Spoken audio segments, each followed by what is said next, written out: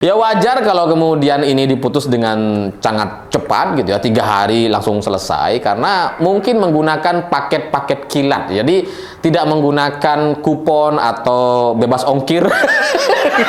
Beda itu ya. Mungkin.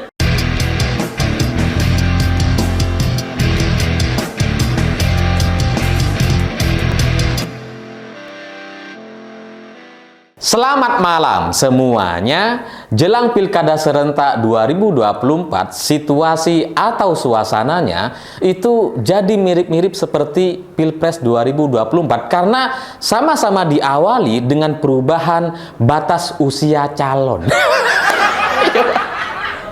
Coba kita ingat-ingat, jelang Pilpres 2024 itu kan MK membuat keputusan yang pada intinya MK mengubah aturan syarat usia calon yang sebelumnya minimal usia 40 tahun itu kemudian diubah boleh di bawah 40 asal pernah menjadi kepala daerah atau sedang menjadi kepala daerah.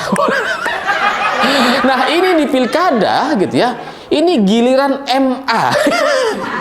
Yang di Pilpres ada MK, di pilkada ada MA. Yang intinya juga sama, mengubah aturan syarat batas usia calon. Yang sebelumnya diputuskan ada aturan bahwa syarat pencalonan itu minimal berusia 30 tahun gitu ya. Itu kemudian diubah sama MA.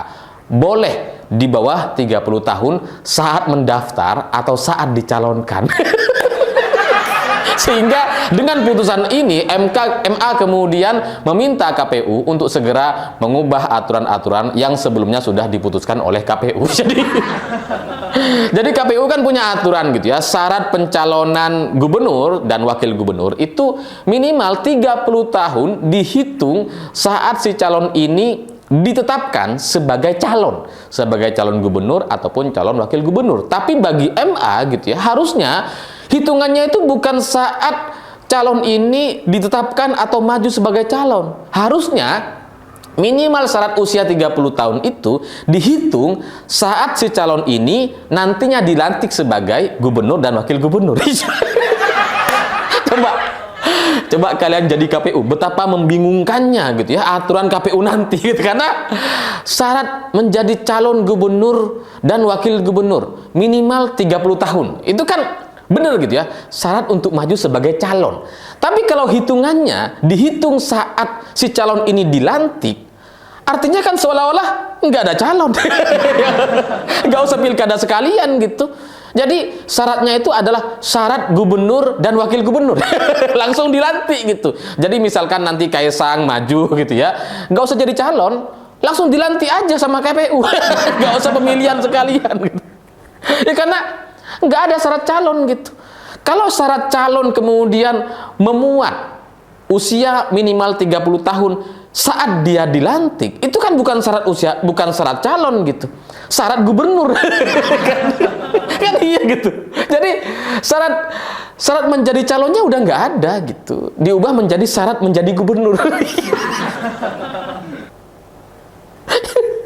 Ya, tapi sekali lagi ini mirip dengan MK gitu ya, situasinya mirip. Dulu kan MK juga sama, minimal kan usianya 40 tahun, tapi kemudian diubah boleh di bawah 40 asal pernah menjadi kepala daerah. Ini di MA kurang lebih ya juga sama, boleh di bawah 30 tahun asal hampir 30 tahun. atau nanti dipelantikan sudah 30 tahun. Ini orang, kalau orang Indonesia yang nggak khawatir soal aturan yang diubah-ubah kayak gini, kayaknya kalian perlu introspeksi diri gitu.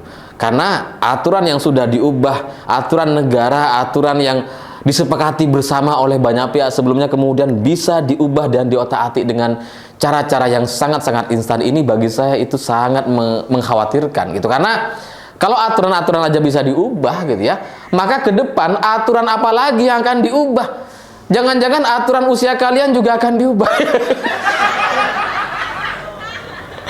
Ya, kalau kita ngelihat putusan dari MA ini yang nantinya gitu ya, syarat usia calon itu dihitung ketika si calon itu ditetapkan atau dilantik sebagai calon terpilih atau gubernur atau wakil gubernur, itu kan seperti mencoba mengakomodir atau memberikan jalan kepada Kaisang agar bisa maju sebagai calon gubernur dan calon wakil gubernur di Pilkada serentak 2024. Karena kebetulan sekali gitu ya, Kaisang ini kan kelahiran 25 Desember 1994. Jadi usianya hari ini itu 29 menjelang 30 tahun. Kebetulan ada aturan calon gubernur dan calon wakil gubernur itu minimal 30 tahun gitu. Padahal Kaisang udah dikit lagi nih. Desember udah 30. Sementara gitu ya. Sementara pencalonan itu kan di bulan September. Pemungutan suara atau pemilihannya itu di bulan November. Kaisang belum ulang tahun, belum 30, tapi hampir gitu. Desember dia udah 30. Makanya aturan MA mengubah agar syarat calon gubernur dan calon wakil gubernur itu nantinya dihitung ketika si calon dilantik. Nah, pelantikan nanti itu kan sekitar bulan Desember memang. Ya, kebetulan sama seperti bulan kelahirannya Kaisang. Sehingga Kaisang meskipun tidak berusia 30 tahun ketika mencalonkan, dengan putusan MA ini sekarang dia sudah bisa maju gitu. Karena nanti pencalonannya itu menyesuaikan, pelantikannya menyesuaikan dengan ulang tahunnya Kaisang. Kalau ulang tahun Kaisang 25 Desember, ya udahlah, pelantikan 26. Mau libur, mau apa, pokoknya pelantikan. Kalau bisa nanti tanggal merah yang hari-hari Natal itu ganti. Natalnya diundur aja.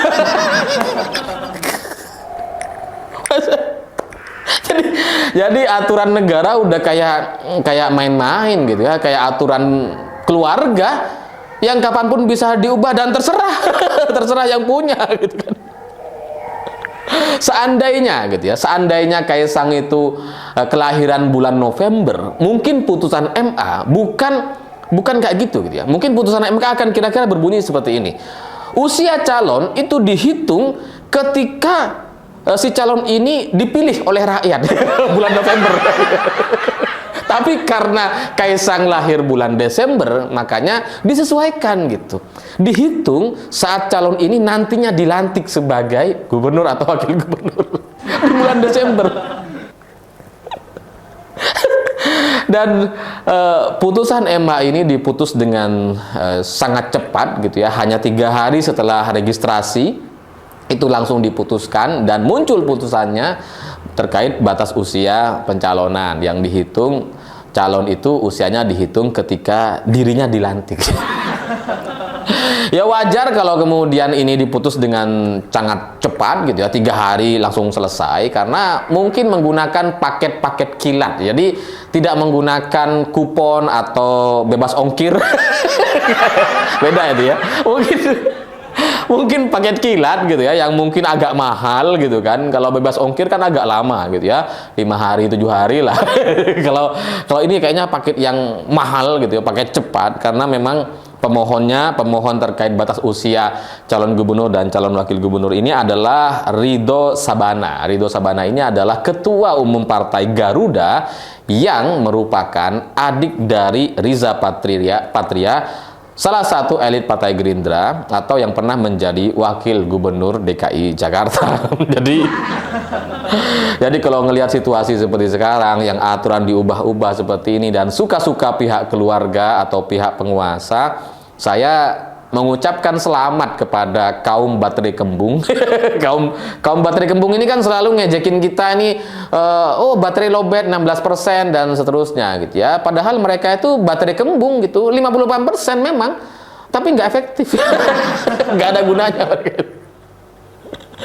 Ya karena kalian gitu ya, kaum baterai kembung 58% ini gitu ya, yang sebelumnya begitu bangga oke gas, joget-joget dan sebagainya, begitu bangga mendukung Prabowo Gibran, begitu bangga mendukung orang yang menyalahi aturan dan mengubah-ubah aturan.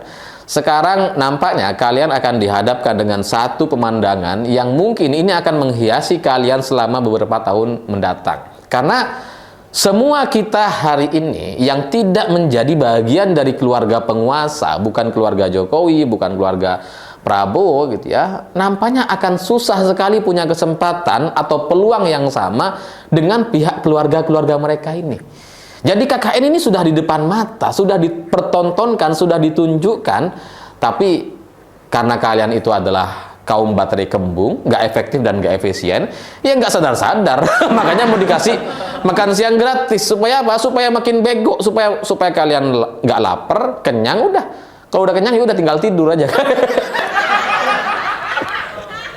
Sehingga cita-cita NKRI, Negara Kesatuan Republik Indonesia, di mana semua warga, semua orang bisa punya hak, bisa punya kesempatan, bisa punya peluang yang sama yang sebelumnya kita cita-citakan menjadi satu negara yang demokratis dan seterusnya. Hari ini nampaknya semua cerita NKRI itu mungkin perlu kita ubah namanya gitu ya. NKRI nampaknya sudah bukan lagi Negara Kesatuan Republik Indonesia yang memberikan kesempatan yang sama kepada warganya, karena yang punya kesempatan untuk menjadi calon kepala daerah, elit dan sebagainya, atau menjadi pejabat-pejabat itu hanya di sekitaran para pihak keluarga penguasa gitu. Dan kalian para pendukung 58% itu katanya, ya kalian juga adalah pihak yang sama. Kalau kalian bukan keluarga, bukan menjadi bagian dari keluarga penguasa gitu ya, bukan bagian dari keluarga rezim ini, ya siap-siap kalian hanya menjadi pekerja biasa yang nantinya akan dipotong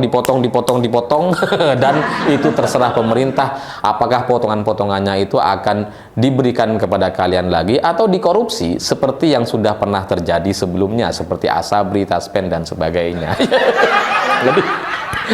Jadi betapa menyedihkannya negeri ini gitu ketika para elitnya, para pejabat kepala daerah, calon kepala daerah atau calon pemimpinnya itu hanya dikuasai atau diisi oleh pihak-pihak keluarga dari rezim atau pemimpin atau penguasa saat ini. Karena orang-orang di luar itu tidak akan punya privilege atau cara atau peluang yang sama seperti yang didapatkan oleh anak Jokowi, ponakan Prabowo dan sebagainya. Itu sehingga ya buat kalian yang mendukung selamat menikmati, tapi bagi saya yang menjadi bagian dari pendukung Ganjar dan Mahfud MD, saya tidak punya beban sejarah terkait situasi ini atau situasi saat negara ini sudah dibuat dengan aturan-aturan yang mudah diubah dan suka-suka mereka. Saya nggak punya beban, karena saya tidak memilih dan tidak mendukung mereka.